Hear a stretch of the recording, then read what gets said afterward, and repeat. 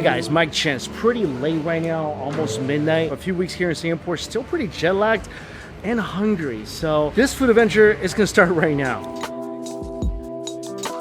This place, Ming Fa, is one of my favorite restaurants to come to late at night. It's almost 24 hours. I think they close for like an hour or two, but this place, solid, amazing noodles and soup. And even right now, it's like I said, super late, still pretty packed. And before my food arrives, just want to give a big thank you and shout out to Surfshark VPN for sponsoring this video and continuing to support this channel. I've been talking about and recommending Surfshark for several years now, and it's still something I use every single day. And of course, right now, everything's online, so we really have to do our best to secure and protect our personal information. Especially now, people are traveling more. You're connecting to a lot of different Wi-Fi hotspots at airports, cafes, and a lot of times these are not secure and great ways for people to gain access to your personal information. But whenever you're searching for something online or chatting with somebody or even physically talking to people sometimes, I'm sure you noticed that whatever you were talking about or products related to whatever you were talking about start appearing everywhere. It's scary. And what a VPN is a virtual private network.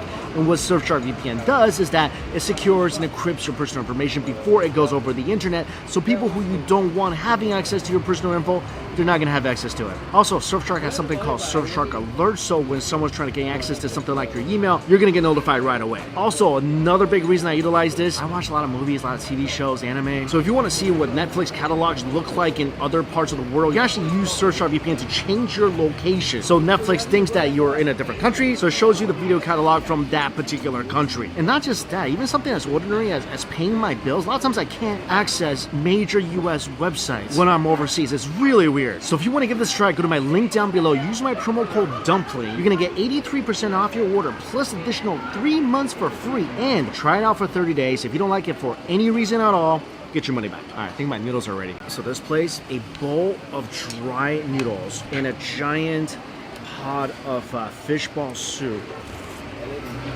for about $6.50 Singapore dollars, so about $5 US for this. I'm pretty sure that's like less than the price of a Big Mac right now. The soup is so delicious. Wontons in here, there's some vegetables in here. Take a sip of soup.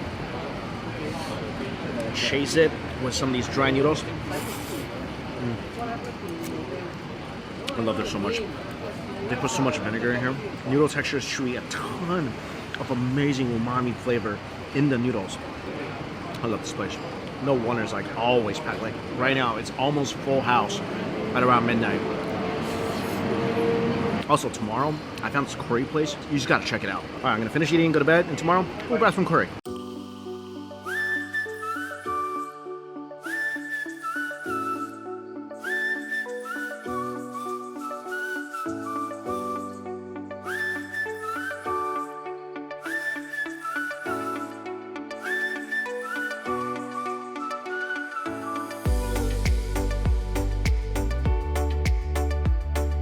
Today's food adventure is right here in Suntec Mall. I was here last time and I walked past something that completely shook me to my very core. And as soon as I saw it, I knew I had to eat it. And it's right here. Look at this. This is actual size plates of curry. And we're gonna go have one today.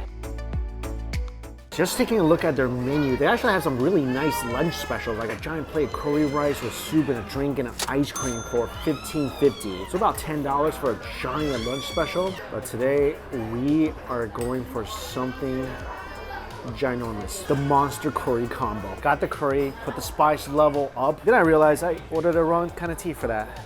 Hot tea. This is by far the biggest plate of curry I've ever seen in my life. Here, this is, I gotta scoop back. There it is. Monster curry indeed. Luckily, I just finished watching Jurassic Park, so got myself a huge appetite. Honestly, it's not even that big. So this giant plate has cabbage, some pickled radish, giant pork katsu over a giant fish katsu, cheese on top, shrimp tempura, pork shabu, curry on the side. Let's eat. Oh, forgot. And one onsen egg. Oh! First impression, just digging into it with my spoon. This is a crispy katsu. One thing I do feel like I need more heat.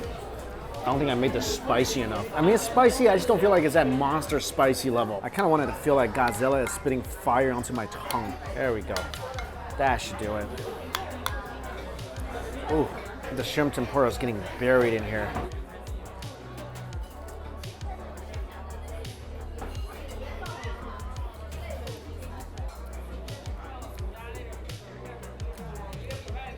I really like this place. The batter itself is not light at all, but it is crunchy. You can see right here, the outside batter is thick, which is good because when it's soaked in this curry, the batter still retains a nice bit of crunch. And I love the creaminess from the egg and a little chewy texture from the cheese.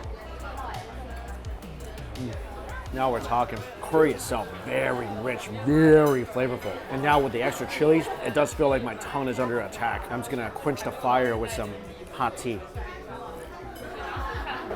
Actually, interesting fact, when you're eating Sichuan food, you're supposed to drink hot tea to make the spice die down more. Doesn't always work. Anyway, curry also has a slightly sweet flavor. It's very smoky and it covers the rice so well. I have not had this before on any curry meal. This is a, oh look at this. This is fried fish. A giant piece of fried fish. Dunk everything into that curry.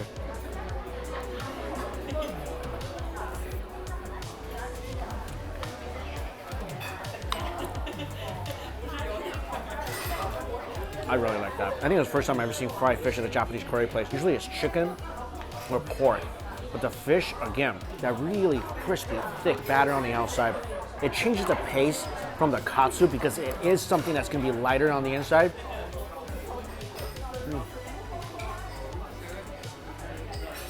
The whole thing, the whole bite is crispier. I think it's better than a pork katsu. So delicate on the inside, and the delicate meat has its own little sweetness. It pairs so well with the curry. I've also never seen this before. Thin slices of pork belly inside a curry dish. So this is gonna be a completely different texture. It's like dunking a pork belly into a curry soup base. It's kind of a little weird for me just because I'm so used to everything else having a crunchy outside shell. Still love pork belly, but that's definitely not my favorite part of the dish. Also, I got fried salmon because this is the only other thing that's not on that platter. This is good. With a little tartar sauce on top, so airy and crunchy on the outside, incredibly juicy in the middle. After finishing with the tartar sauce, dunk it into the curry. Like I said, usually on a curry plate, there's pork katsu, chicken katsu, shrimp. Never really had fish before. I feel like it's almost better. Like seriously, with the delicate meat in the middle, because sometimes the pork katsu is a little too dry in the middle. Fish just brings this nice, delicate balance to the whole dish. And the salmon brings that bit of fattiness as well. I like that a lot. Go ahead, dunk all the rest of this chilies in here though. Like, I would say this place, if you're a chili head, don't be afraid of the top level spice. I think it's fine. And also, don't let the plate intimidate you. It's a big plate and on the menu it says for 2 people, but 100 person, you could do it. I had to get a second drink. So this is their specialty. This is a lime drink made with lime imported from Japan. Ooh. Ooh. I think I made it worse. I was like drinking pure acid. Yeah, that didn't help. I think I'll stick with my hot tea. Let's do this.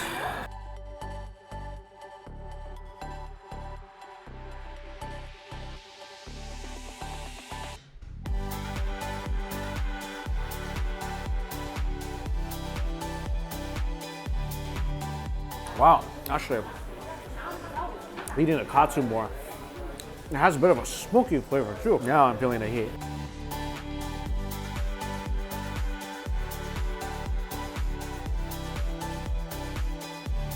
Yeah, the thing that goes down the hardest is the shabu pork. It's just really dry. Just like that movie where Matt Damon shows up on the Great Wall fighting and saving China, it just doesn't really feel like it belongs.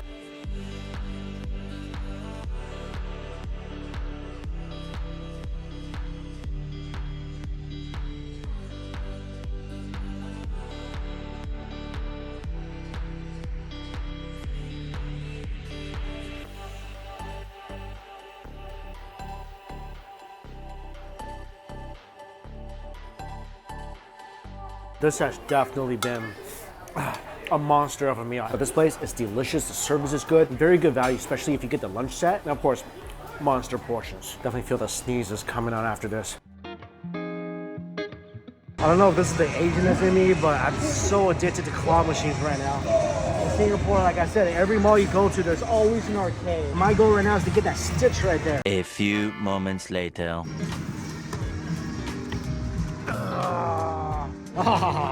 Been about a couple hours in the arcade. I used to live at the arcade. Like Mortal Kombat and Street Fighter basically raised me. Anyway, it's dinner time. This Mazsoba place looks amazing. There's a lot of different flavors of Mazsoba. They got mala, pork, beef, unagi. There's also a soft crab one. Food is here. First course, soft serve ice cream, hojicha, and milk mix. I know what you're thinking. My answer is, why not? Why can't this be an appetizer? This looks beautiful. Mazsoba, scallions, chashu, minced meat, soft boiled eggs all over. Look at this. Beautiful, thick buckwheat noodles. And what you're supposed to do, give this thing a mix. And when you do, wow. Oh, that smells so good. There's definitely some sort of anchovy sauce in these noodles. When you mix everything, you get that great flavor from the scallions, the beef, the pork, the egg. You can smell the meltiness of that yolk. But 100% some of that anchovy element that they added in here, that's where all that umami comes from. And you eat the noodles first.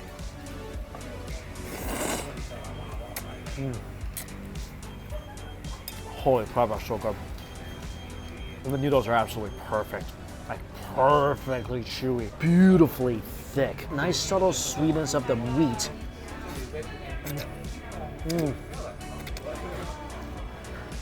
The outside, little crunch from the scallions, the nori, and of course that velvety silkiness from the egg.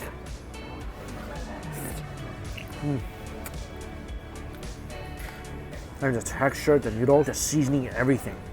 This is an amazing bowl of ramen. Had to go for a second bowl of noodles, something completely different. And this is Mentai Sukamen. It's a seafood broth.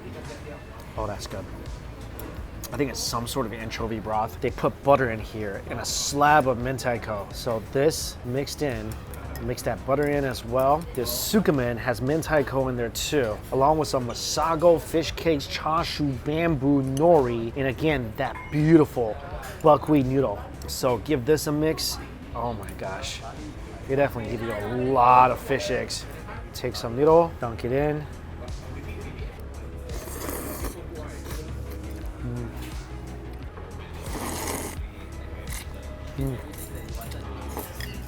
The noodle texture is just too good. Also, the broth, again, that's so much umami.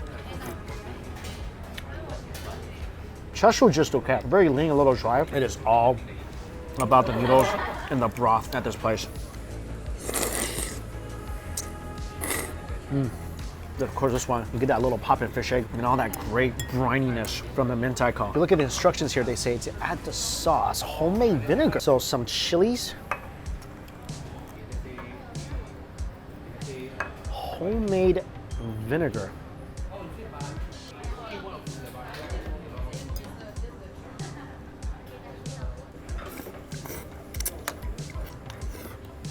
Even better. A little more vinegar. Their vinegar is not extremely sharp or acidic.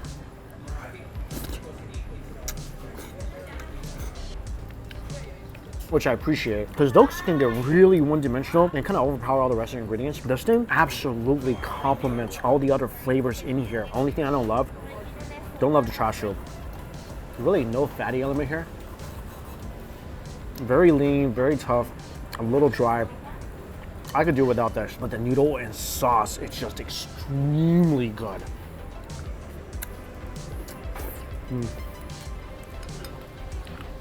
A little vinegar especially, that just added the wow factor. And once you're done with the noodles, there's still a lot of sauce left over. Get yourself some rice. Yeah, this is a very cute bowl of rice.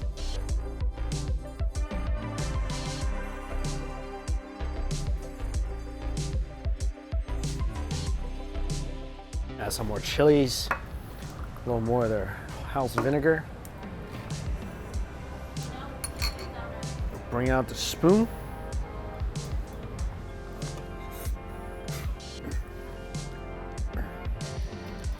And that is an amazing finish to dinner. And the best thing about having an ice cream before this is that now it's time for dessert.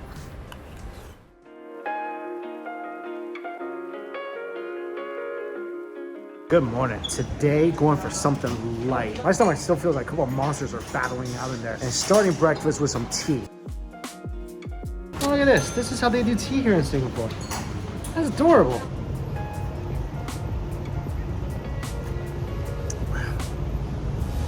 This is called a mango cream pie.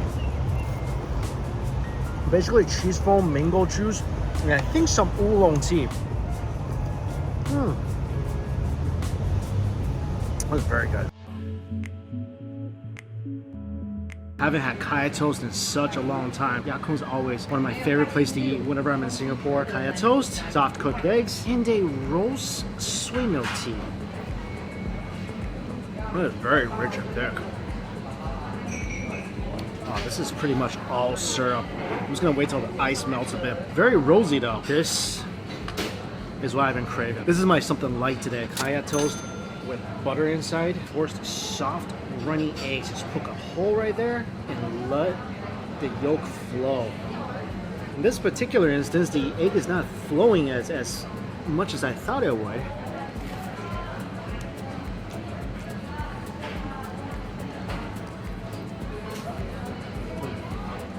Still good though. Creamy, runny eggs. Crunchy toast with kaya jam and butter inside. Savory, buttery, sweet, crunchy, and velvety. So much different textures and flavors whenever you bite into this. If you guys never had this before, probably the most popular breakfast item here in Singapore. Kaya, which is basically coconut jam. So sweet and fragrant, slapped between two crispy pieces of bread with butter. Dip that into some creamy, runny, delicious eggs. Some of the best breakfast food you'll find anywhere. Still hungry though. Let's see what else is around here. I'm still making my way through all these malls in Singapore. There's so many. Every single mall has these like hidden gem restaurants. I found this one that serves noodles and dumplings. So I got some jjajangmyeon. Probably my first time ever eating this without chilies. And some dumplings.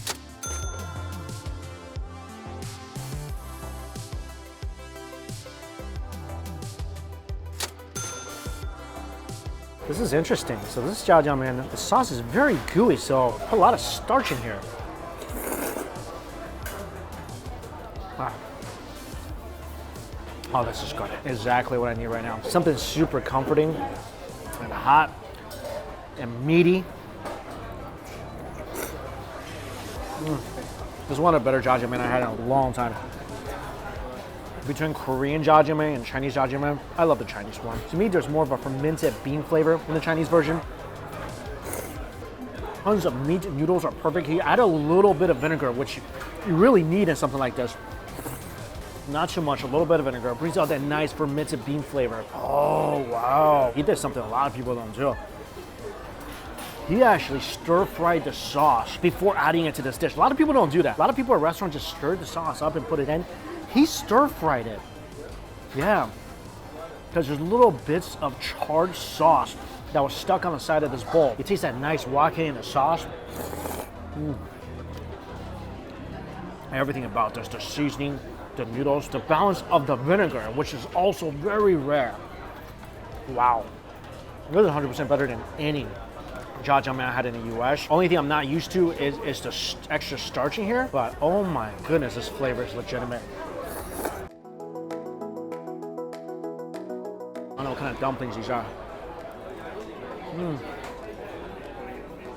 I think it's chive and pork, heavy on the chive.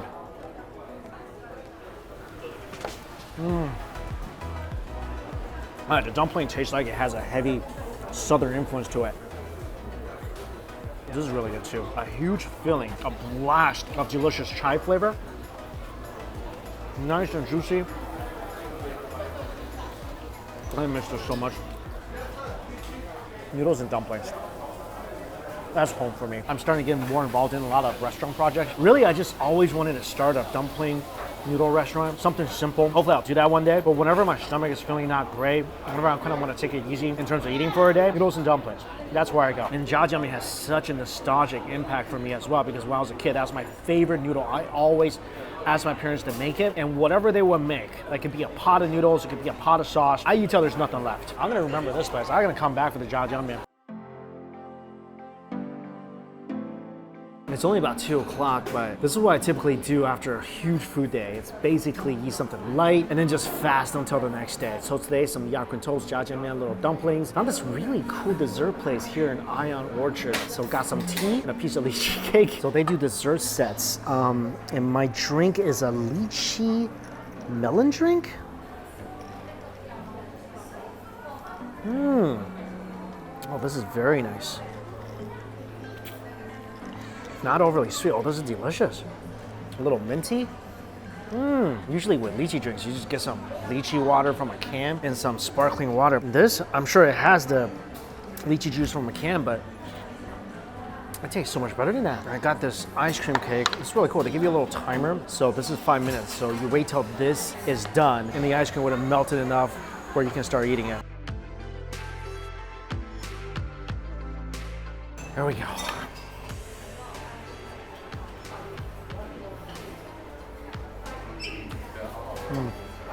That is so chocolatey. Wow. Ice cream basically just tastes like cream. And a little hot tea. It's really cool with the hot tea to give you a little toasted marshmallow. I think the marshmallow goes into the tea. I've never seen this for tea before. It's sencha tea. And now it's marshmallowy sencha tea. That's what I love about this country. There's so many things to explore.